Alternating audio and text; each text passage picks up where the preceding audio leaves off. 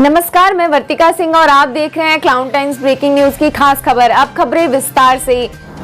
Corona कहर के बाद हुए लॉकडाउन में अचानक यूपी बार काउंसिल के अध्यक्ष हरिशंकर सिंह को उनका कार्यकाल पूरा होने से पहले ही पद से हटाने के चलते अधिवक्ता समाज में इसकी चर्चा जोरों पर है। यूपी बार काउंसिल में मचे घमासान की खबर इन दिनों मीडिया की सुर्खियां बनी हुई हैं, क्योंकि इस मामले में यूपी बार काउंसिल के अध्यक्ष बनारस के वरिष्ठ अधिवक्ता हरिशंकर सिंह ने इसके लिए सीधे तौर पर बनारस के ही वरिष्ठ अधिवक्ता बार काउंसिल ऑफ इंडिया के सदस्य श्रीनाथ त्रिपाठी को जिम्मेदार ठहराया है। आइए जानते हैं क्या है पूरा मामला। इस वक्त हमारे साथ है बार काउंसिल ऑफ उत्तर प्रदेश के अध्यक्ष हरिशंकर सिंह। बार काउंसिल में किस तरह का विवाद चल रहा है? बार काउंसिल में हमारा कोई विवाद नहीं चला है, वहाँ भी राजनीति है, खेमेबाजी है। मैं बार काउंसिल में हमेशा वकीलों का सेवा ईमानदारी से किया है। कोरोना वायरस चला, इसके बीच में अधिवक्ताओं के हित की बात आई, आर्थिक सहायता देने की बात आई। माननीय जोगी जी से भी हमने मांग किया 50 करोड़ रुपया, उन्होंने नहीं दिया। मैंने मोदी जी से भी अधिवक्ता हित के लिए, ज़रूरतमंद वकीलों के लिए मांगा। माननीय मोदी जी ने भी 50 करोड़ रुपया अधिवक्ता हित में जब नहीं दिया, तो 3 तारीख को मैंने बार काउंसिल उत्तर प्रदेश में बतौर चेयरमैन जरूरतमंद अधिवक्ताओं का खाता नाम पूछा और मंगाया। आ ही रहा था नाम तब तो 9 तारीख को माननीय उच्च न्यायालय में PIL दाखिल हो गई। बार काउंसिल ऑफ यूपी को पार्टी बनाया गया। 15 तारीख को हम लोग हाजिर हो गए, अपना पक्ष को रखे। 20 तारीख को बहस थी। इसके बाद 20 तारीख को बार काउंसिल ऑफ इंडिया के चेयरमैन श्री मनन मिश्रा जी ने जरिए वीडियो कॉन्फ्रेंसिंग हाई कोर्ट में यह बयान दिया कि मैं उत्तर प्रदेश के अधिवक्ताओं को आर्थिक मदद के लिए, ज़रूरतमंद अधिवक्ताओं के लिए 1 करोड़ रुपया दूंगा और 1 हफ्ते के अंदर दूंगा। 27 तारीख तक मैं पैसा दे दूंगा। जब माननीय मनन मिश्रा जी ने 1 करोड़ रुपया हाई कोर्ट में घोषणा के बाद भी नहीं दिया, तो मैंने उनको एक पत्र लिखा कि श्रीमान जी, माननीय अध्यक्ष जी मनन मिश्रा जी, आपने जो कहा था कि उत्तर प्रदेश के अधिवक्ताओं के लिए आर्थिक मदद के लिए 1 करोड़ रुपया आपको देंगे, आपने नहीं दिया, आप उसको अविलंब दे दीजिए। हमको लगता इस बात की उनको नाराज़गी हो गई और हमारे राजनीति के कारण जो सदस्य हमारे श्रीनाथ जी जैसे लोग बुरा मानते थे, झूठी एप्लीकेशन दिवाकर माननीय मिश्रा जी को गुमराह कर, असलियत को छुपा कर बताए और माननीय मनन मिश्रा जी ने रात्रि में 11 बजे बिना कोई नोटिस दिए, बिना हमारा जवाब लिए जो आदेश कर दिया है अध्यक्ष पद से हटाने का, वो गलत है, निराधार है। वह उनके कानून के पकड़ के बाहर का है, क्षेत्राधिकार के बाहर का है। हम ये कहना चाहते हैं कि मनन मिश्रा जी तो जो कोई शिकायत हुई तो हमसे बात करते, नोटिस देते, हमको समय देते, जवाब हमारे देने के बाद जो चाहते सो ऑर्डर करते, तो उसको मैं उचित जांच समझता, उसको न्यायिक समझता। लेकिन बिना समझे बूझे रात में 11 बजे बिना नोटिस के जो आदेश किया है गलत है, निराधार है, अवैधानिक है और काबिल खारिज के है।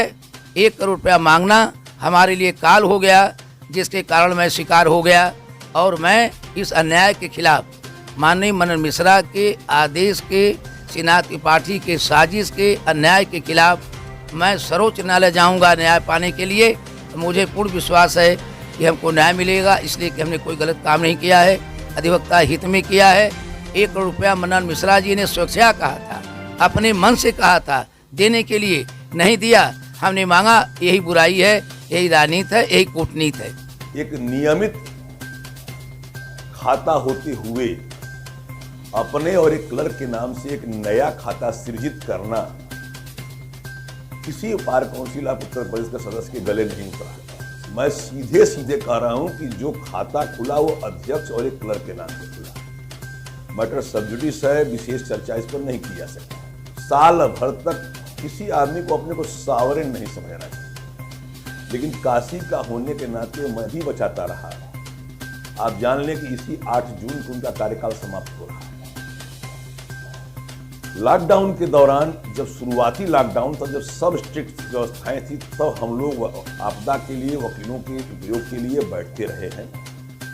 बाद के दौर में उन्होंने समझा कि सदस्य चुनाव का मसला उठाएंगे, इसलिए कभी झूठे ढंग से, कभी गलत ढंग से चुनाव टालने के लिए वो आपदा की बैठकें भी नहीं करना उचित समझे।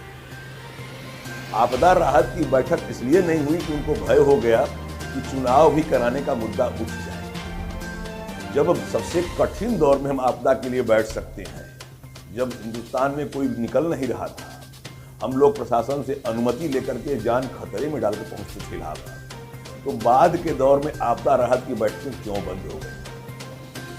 दूसरी बात जो उन्होंने कहा, वो इलाहाबाद बराबर जाते रहे, कार्यालय में बैठते रहे, कार्यालय बिना चाहे बंद कर देते रहे। इलाहाबाद में डिस्ट्रिक्ट कोर्ट खुल गई, डिस्ट्रिक्ट कोर्ट कार्यरत है, तब भी कार्यालय को बंद कर देना ये समझ के परे हो गया। अति तो तब हो गई 2017 में गंभीर आरोप लगा करके हमारे स्पेशल कमेटी के आने के पहले पांचूराम मौर्य जी अध्यक्ष थे, शिरीष मल्होत्रा जी उपाध्यक्ष थे, मैं एक आम सदस्य था। उस दरमियान एक प्रस्ताव आया, आर्थिक बहुत बड़े आरोप सचिव पर लगे, जिनकी चर्चा भी मैं नहीं करूंगा इसलिए कि मैटर सब जुडिस है। उस आर्थिक प्रस्ताव को लेकर के ये लगा कि तत्कालीन सचिव रामजीत जी को तत्काल हटा दिया जाए, सदन ने निलंबित कर दिया। 3 साल कैसे बीता ये वो भी जानते हैं। उसके बाद स्पेशल कमेटी आ गई, उसके चेयरमैन एडवोकेट जनरल होते हैं, उन्होंने उस प्रस्ताव को रखा कि नई कार्यकारिणी के समक्ष इसको पेश किया जाए रामजीत के प्रकरण में। तो निश्चित रूप से नई कार्यकारिणी जब कब आएगी, जब चुनाव होगा, गणना होगी, मतगणना के बाद इस कार्य में स्पेशल कमेटी के जाने के बाद चुनाव और मतगणना के कार्य को लेकर के 2-2.5 साल बीता। इस बीच एक बड़ी घटना हुई, रामजीत यादव जी माननीय उच्च न्यायालय गए। उच्च न्यायालय में जाकर के उन्होंने कहा कि हमने कोई गलत नहीं किया, कोई बैठक नहीं हुई, मुझे निकाल दिया गया, जो आज आदरणीय कह रहे हैं। माननीय उच्च न्यायालय में सभी सदस्यों से उस पर शपथ पत्र मांगे, सदस्यों ने हलफनामा दिया, 5 लोगों ने दिया कि बैठक नहीं हुई, उसमें आदरणीय भी थे। 13-14 लोगों ने, जहां तक मुझे याद आ रहा है, ये लिख कर दिया कि नहीं साहब बैठक हुई और न्यायसंगत तरीके से रामजीत जी को हटाया गया। तो लंबा आर्थिक आरोप था। माननीय उच्च न्यायालय ने पाया कि उनके खिलाफ आरोप सही था, निलंबन सही था। हरिशंकर सिंह सहित 5 लोग डिसबिलीव किए गए हाईकोर्ट के द्वारा, खंडपीठ के द्वारा। हम 13 लोग विश्वास किए गए कि नहीं बैठक हुई और कार्यप्रणाली सही की गई। रामजीत हाईकोर्ट से हारने के बाद किनारे बैठ गए। कार्यकाल एडवोकेट जनरल और हम स्पेशल कमेटी का आया, एडवोकेट जनरल सहित हम लोगों ने, जो माननीय एडवोकेट जनरल अभी भी मौजूद हैं, आज की तारीख में वही एडवोकेट जनरल हैं, इस पर एक हाईकोर्ट के जस्टिस AP सिंह के नेतृत्व में एक जांच समिति बैठाई गई। उस जांच समिति ने जब जब रामजीत को बुलाया अपनी बात कहने के लिए, जो पक्ष रामजीत हाईकोर्ट में दे चुके थे उन कागजातों को भी देखा। जांच समिति ने एक लंबी आख्या में, जो हाईकोर्ट रिटायर्ड जज है, उन्होंने पाया कि नहीं, यह आरोप सही है। जांच समिति की रिपोर्ट आने के बाद बार काउंसिल का चुनाव चला सालों, गणना चली सालों, इस मध्य कार्य का समय बीता। रामजीत ने हाईकोर्ट सुप्रीम कोर्ट जाने की हिमाकत नहीं की। वो एक दौर के तलाश में थे, एक अवसर आए जिस अवसर का लाभ लेकर के मैं फिर से पदस्थापित हो गया। वर्तमान बार काउंसिल ने भी हाउस के सामने उस जांच रिपोर्ट को रखा। हाउस माने 25 सदस्यों की सदन, उस हाउस में बांटा गया। हाउस अभी निर्णय लेने की स्थिति में आ रहा था, इसी बीच में लॉकडाउन की परिस्थितियां आई। लॉकडाउन में कार्यकाल के 10-5-15 दिन पहले एक अत्यंत विचित्र तरीके से आपने सदन का विश्वास नहीं लिया, प्रक्रिया का अनुपालन नहीं किया, सदन के को विश्वास में न लेकर के अवैधानिक कृत्य करते हुए उस हाउस का अपमान करते हुए इन्होंने एकाएक बहाल कर दिया। जब यह ब्लंडर किया, लगातार अपने पापों को करते चले आ रहे थे, जब ब्लंडर किया तो सदन के लोगों ने अपना अपमान और वैधानिक प्रक्रिया का उल्लंघन मानते हुए, इनको गलतफहमी है, तो त्रिपाठी को बचा रहे थे पिछले साल भर से। गुड़ खा के मरने वाले को अपने स्वतः मरना था, लेकिन जब महापाप आप करते हैं तो हाउस के सदस्यों, 25 सदस्यों में उबाल आ गया। एक बड़ी संख्या में सदस्यों ने सीधे बार काउंसिल से उत्तर प्रदेश से उठ करके दिल्ली बार काउंसिल से संपर्क किया। सभी लोगों ने फोन से, मेल से संपर्क किया। Chairman bar council of India, ये एक बहुत बड़ा निर्णय होता है किसी चेयरमैन को हटाने का। जब यह भय प्राप्त हो कि एक गंभीर संकट उत्पन्न है, आर्थिक संकट उत्पन्न है, एक आदमी को जो सदन के विश्वास के बिना, कानूनी प्रक्रिया का अनुपालन किए बिना अगर 2 घंटे में बहाल किया गया, कल उसके साथ कोई अवैधानिक स्थिति पैदा करके हाउस के साथ साथ बार काउंसिल को गंभीर आर्थिक क्षति पहुंचाई जानी है, तो उन्होंने एक ऑर्डर पास किया कि संस्था को कोई गंभीर आर्थिक क्षति न पहुंच सके दूसरे दिन सुबह। और जो निर्णय हुआ वो भी सब में चर्चा नहीं। उत्तर प्रदेश के इतिहास में अध्यक्ष को हटाना एक बड़ी, इतना बड़ा निर्णय इतने उच्च पद पर बैठा व्यक्ति ले रहा है, तो निश्चित रूप से कोई बड़ा आधार रहा हो। तो मेरा नाम किसी पूर्वाग्रह से ले रहे हैं, किसी कहने पर ले रहे हैं, जैसे भी ले रहे हैं लें, मुझे उसमें बाद में कुछ कहना होगा तो कहेंगे। इसलिए मैं यही कहूंगा, हिंस्रस्व पापेन भिंसतः खलः साधु समत्वेन भयात् विमुच्यते। अध्यक्ष जी, सचिव रामजीत सिंह यादव की बहाली जो हुई है वो कैसे हुई? सचिव डॉक्टर रामजीत यादव जो हमारे बार काउंसिल सदस्य हैं, वांट निकला, वांट भरा, रामजीत ने परीक्षा दिया, पास हुआ, इंटरव्यू दिया, पास हुआ। इसके बाद हमारी बार काउंसिल की नियुक्ति कर दिया। इसके बाद झूठे आरोपों के आधार पर उनको निलंबित कर दिया गया था। रात में सिन्हा त्रिपाठी द्वारा ताला काट करके रामचंद्र मिश्रा जी को सचिव पद पर बैठा दिया गया। रामचंद्र मिश्रा जी का न कोई हमारे बार काउंसिल के सदन में कोई प्रस्ताव पारित था, न वो रिटायरमेंट हैं। रिटायरमेंट कोई भी अधिकारी, कोई भी आदमी हमारे बार काउंसिल का सचिव नहीं हो सकता है। उनको सचिव बना दिया गया। हमने पूछा कि भाई सदस्य सचिव किस प्रस्ताव संख्या से आपने को बनाया, तो हमारे बार काउंसिल के विपक्षी लोग सिन्हा त्रिपाठी जवाब नहीं दे पाए। संख्या के बल पर रामचंद्र मिश्रा जी का इन लोगों ने नियुक्ति कर दिया था। जब जांच हुई रामजीत के बारे में, रिपोर्ट आई, मैंने भी जांच कराया। पूरी जांच को हमने देखा, पढ़ा, गहन अध्ययन किया।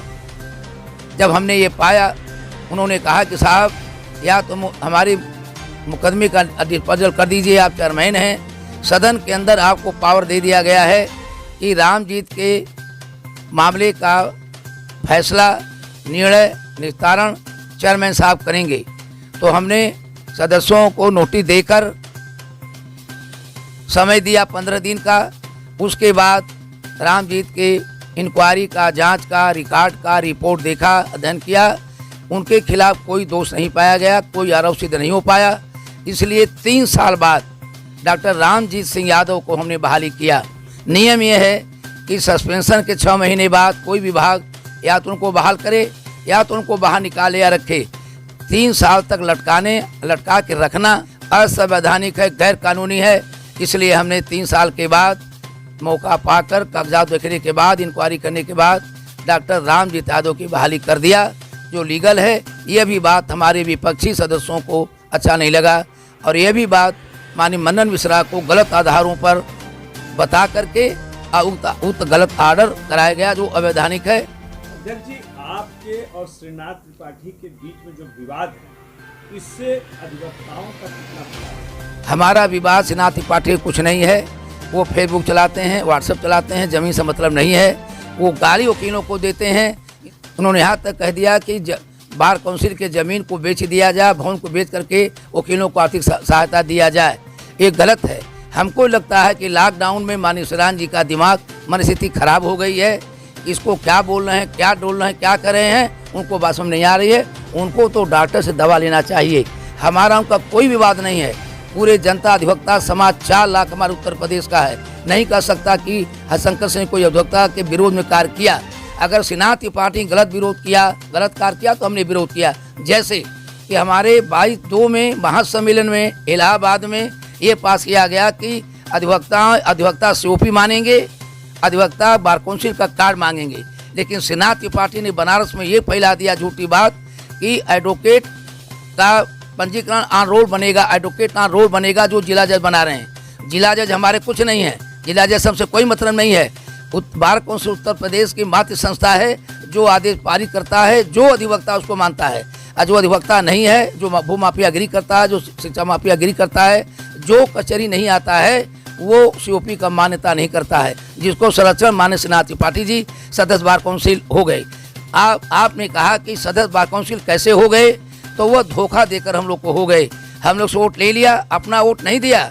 उन्होंने दो प्रत्याशी थे अध्यक्ष के, हरिशंकर सिंह, दरवेश यादव, ये दोनों को वोट दे दिया। अगर एक सदस्य का वोट अगर मत अवैध होता है, इससे बड़ा दुर्भाग्य अधिवक्ता समाज के लिए, इससे बड़ा दुर्भाग्य बार काउंसिल के नहीं है। इसलिए हमारा उनका विरोध है। एक अधिवक्ता होने के नाते आप पढ़ा लिखा वर्ग आपका, अगर आपको क्लाउन टाइम्स के माध्यम से कोई सलाह देनी हो जिससे कि अधिवक्ताओं का कल्याण हो, आप ये सलाह देना चाहेंगे कि हमारे छोटे भाई हैं, धोखा देख सदस्य बार काउंसिल हो गए हैं, दुर्भाग्य से उनको मनन मिश्रा जी अध्यक्ष बार काउंसिल सदस्य से मिल गए हैं, उनको गुमराह न करें। कोई बड़ा उत्तर प्रदेश जो एशिया की सबसे बड़ी हमारी बार काउंसिल है, उसके हित की बात करें, अधिवक्ता हित की बात करें। 1 करोड़ रुपया जो बार काउंसिल में मनन मिश्रा जी ने घोषणा करके आए हैं, सेना त्रिपाठी सदस्य बार काउंसिल ऑफ इंडिया हैं, मेंबर हैं, सदस्य हैं, तो अविलंब दिला करके बंटवा दें, हमारी यही सलाह है। धन्यवाद आपको जो आए, मेरा बयान आपने सही बयान लिया माननीय मिश्रा जी। आप तो हमेशा, आप कितना खतरनाक मोड़ हो, कोई समाचार हो, किसी से लड़ना हो, अगर पहाड़ से टकराना हो, तो माननीय मिश्रा जी हमारे जो इसके संपादक हैं, हम आपको भी बधाई देते हैं। प्रोफेसर शंकर जी का कहना है कि लॉकडाउन में अधिवक्ताओं के हित के लिए 1 करोड़ रुपया मांगना उनके लिए काल हो गया। इसी के चलते उन्हें 11 बजे रात को पद से हटाया गया। इसके खिलाफ माननीय सुप्रीम कोर्ट जाएंगे। हाई कोर्ट के समक्ष वीडियो कॉन्फ्रेंसिंग से कार्रवाई चली है और हर बार chairman bar council of India महोदय ने उसमें पार्टिसिपेट किया। ये तो पार्टिसिपेट इन्होंने कभी नहीं किया।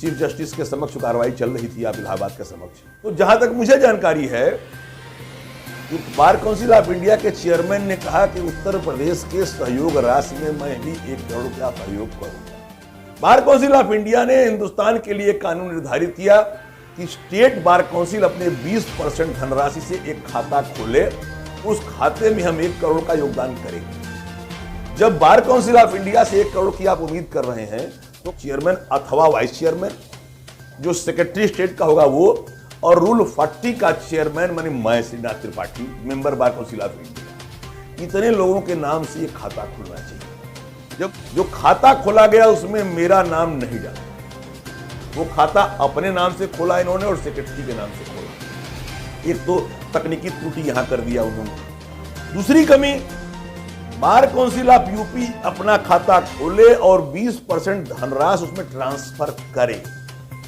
जब वो ट्रांसफर कर देंगे तब हम 1 करोड़ उसमें डाल देंगे। यही तय होता है, ये कानून है, तरीका है। इन्होंने खाता तो खोला अपने नाम से, ये उसमें अपने स्टेट बार काउंसिल के पूरे पैसे का 20% अगर डाल चुके हों, तब तो कहते कि साहब मैंने अपना 20% डाल दिया है, अब आप 1 करोड़ रुपए दीजिए। इन्होंने 20 करोड़ नहीं डाला। जब इस पर इनकी बैठक की बात आई, तो 25 में से 17-18 सदस्यों ने कहा कि यह लॉकडाउन के विपरीत स्थितियों में जब हम लोग इकट्ठा हो चुके हैं, तो आप एक बैठक बुला लीजिए। उस बैठक में हम लोग ट्रांसफर कैसे करना है, वकीलों को किस तरह उपलब्ध कराना है, बार के जरिए। ऑनरेबल हाई कोर्ट ने कहा कि बार को आप दे दीजिए। ये चाहते थे कि मैं खुद अपने नाम से बांटूं। हम लोगों ने कहा कि हाई कोर्ट के आदेश के ऊपर आपकी चाहत नहीं हो सकती, इसलिए एक बैठक बुला लीजिए। 17-18 मेंबर ने बैठक बुलाने की मांग की, वो रिकॉर्ड पर है। उसके मांग के बाद इन्होंने कोरोना के बहाने इसलिए बैठक नहीं बुलाई कि चुनाव की बात भी उठ सकती है और चुनाव कराने की मजबूरी हो जाएगी और टेन्योर इनका खिंच जाए लंबा, ये संभव नहीं हो पाएगा, इसलिए वो बैठक नहीं बुलाई गई। तो नॉन कंप्लायंस अपने टर्म्स एंड कंडीशन ये पैसा न डालने की स्थिति बनी हुई थी और है। आप भी बनारस के वरिष्ठ अधिवक्ता हैं, हरशंकर जी भी बनारस के वरिष्ठ अधिवक्ता हैं। क्या सलाह देना चाहेंगे हरशंकर जी को, जो इतनी छीछाजरत हो रही है मीडिया से लेकर वकील समाज? कोई गलत समाज में नहीं गया है। गलत को गलत अगर कहा जा रहा है तो इसमें गलत संदेश किया जा रहा है। अच्छा अच्छा है, गलत गलत है, और जो गलत करेगा उसका दंड भोगेगा।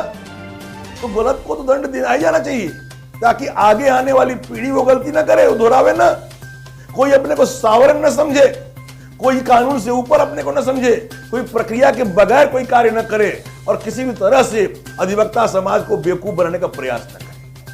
क्लाउन टाइम्स से बातचीत करने का आपका बहुत बहुत धन्यवाद। Thank you. Clown times breaking news की खास खबरों को देखने के लिए हमारे YouTube चैनल को सब्सक्राइब करें, लाइक करें और बेल आइकन पर क्लिक करें। क्लाउन टाइम्स की खबरों को अगर आप फेसबुक पेज पर देख रहे हैं तो हमारे फेसबुक पेज को लाइक जरूर करें।